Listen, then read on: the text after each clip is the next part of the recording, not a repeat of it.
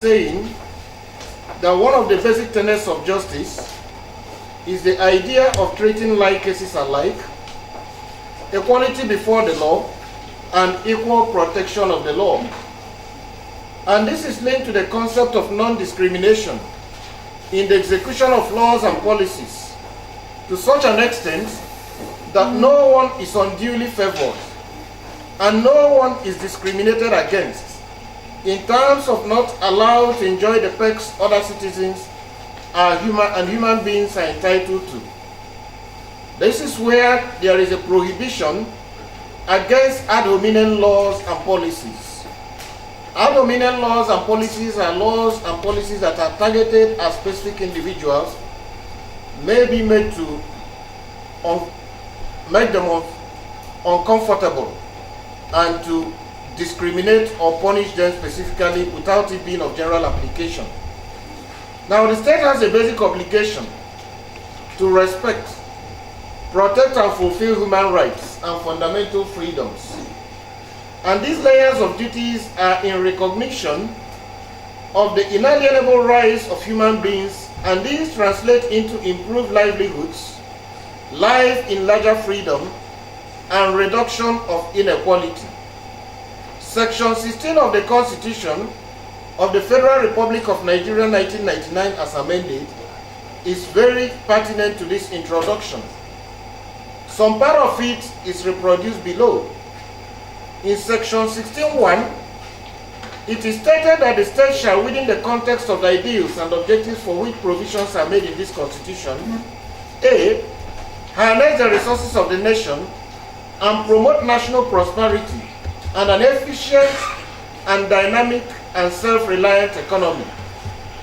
Control the national economy in such manner as to secure the maximum welfare, freedom and happiness of every citizen on the basis of social justice and equality of status and opportunity.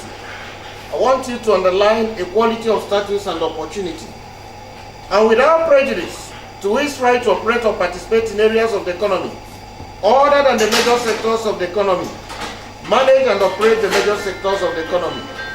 And B, without prejudice to the right of any person to participate in areas of the economy within the major sectors of the economy, protect the right of every citizen to engage in any economic activities outside the major sectors of the economy. 2, the state shall direct its policy towards ensuring A, the promotion of a planned and balanced economic development, that the material resources of the nation are harnessed and distributed as best as possible to serve the common good. Very, very interesting for the discourse on inequality. That the economic system is not operated in such a manner as to permit the concentration of wealth or the means of production and exchange in the hands of few individuals or of a group. You've heard it? This is the Constitution speaking. Do not concentrate wealth or means of production, exchange and service delivery in the hands of a few individuals or groups. So the Constitution foresaw what we are discussing today. That suitable and adequate food, adequate shelter, suitable and adequate food, reasonable national minimum living wage, old age care and pensions, and unemployment, sick benefits and welfare of the disabled are provided for all citizens. If you do this, they are likely to reduce inequality. From the above provisions, the framers of the Constitution understood that inequality is not a given. It does not just happen. It's a product of the economic, social, and political policy decisions and choices made by the state and citizens. Reducing inequality is not only a moral imperative, it's good economics as well. And we have authority for saying this in the moral authority of Pope Francis and the economic authority of Christine Lagarde, who is the current managing director of the International Monetary Fund. So economic, fiscal, and monetary policy needs to be customized and country-specific to combine growth with jobs, reduce inequality and poverty. Contrary to the trickle-down theory which has been abandoned by its advocates, Recent research shows that the poor and middle class are the engines of growth. It's therefore been aptly captured that research shows that if you lift the income share of the poor and middle class by 1 percentage point, then the GDP growth increases by as much as 0.3 percentage point in a country over 5 years. By contrast, if you lift the income share of the rich by 1 percentage point, then GDP growth decreases by 0.08 percentage point. One possible explanation is that the rich spend a lower fraction of their incomes, which could reduce aggregate demand and undermine growth. In essence, what we're saying, if you give a poorer person more money, he's likely to put his children into school if they were not going. He's likely to make more demand for better quality food and health care. And of course, you spend in the economy, you create demand, workers are put into jobs, and the economy grows. I don't want to mention names, but there are very rich Nigerians who have specialized in building factories all over Africa. So if you give them more money, they're likely to export it.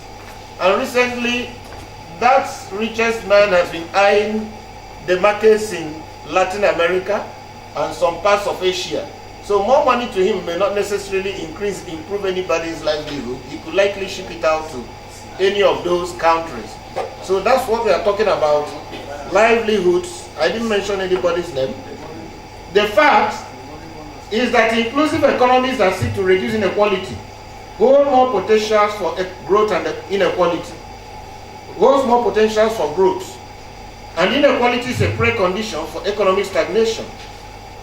More opportunities for improvements in education and health also provide a fertile ground for innovation, especially if the energy and potentials of the youths and women is tapped for development. An inclusive economy is also more likely to lead to stability and reduce the risk of fragility that lead to recessions and downturns. When you have citizen solidarity and popular participation, where everyone participates in baking the national cake and also benefits from its dividends, this strengthens good governance and development. Beyond economic policy, if we focus on education, health, and social services, this will provide the founding blocks for reduction of inequality. Thus, the goal of the program and project that bring us here today is to mainstream the reduction of inequality into economic, fiscal, and monetary policy frameworks and dialogue. And the objectives include to conduct research to provide evidence for alternative policy frameworks, propose and advocate alternative frameworks and viewpoints based on the research, and to engage policymakers with smart policies, to build capacity of civil society on alternative frameworks supportive of equality. That's why we are here. To monitor and report on improvements or retrogressions in policy and its implementation.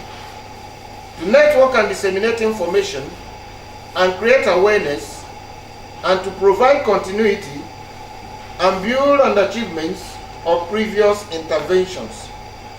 So, over the next 2 days, we shall be discussing the link between policies, plans, budgeting, policy and budget implementation, and inequality, with a view to arming ourselves with new capacities and competencies, which will help deepen the struggle for a better society in Nigeria.